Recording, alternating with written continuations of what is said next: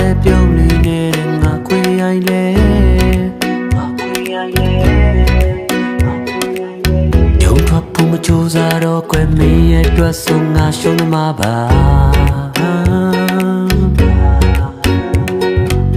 အိုးတော့ငါကြားခဲ့ဘူးတဲ့ချစ်ကမီလို့ပူလောင်နေတဲ့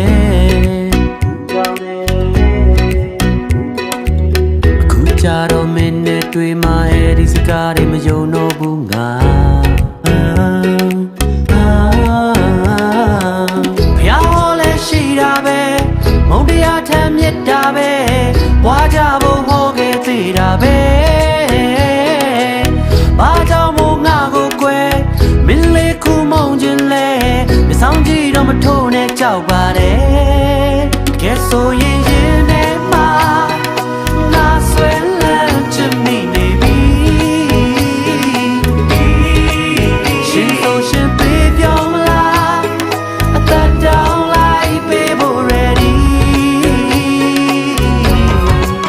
ကဘာပြူတော့မမိုးတဲ့နာနေမုံမလားကြောက်တတ်နေပြီ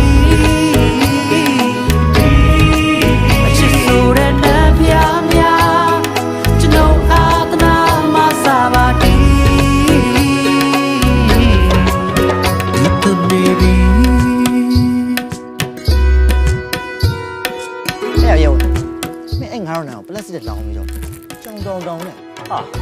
ဘာမှလည်းမသိဘူးရှောက်ပြောအချင်းနဲ့ပတ်သက်ရာရာနဲ့အမှတ်တရတွေ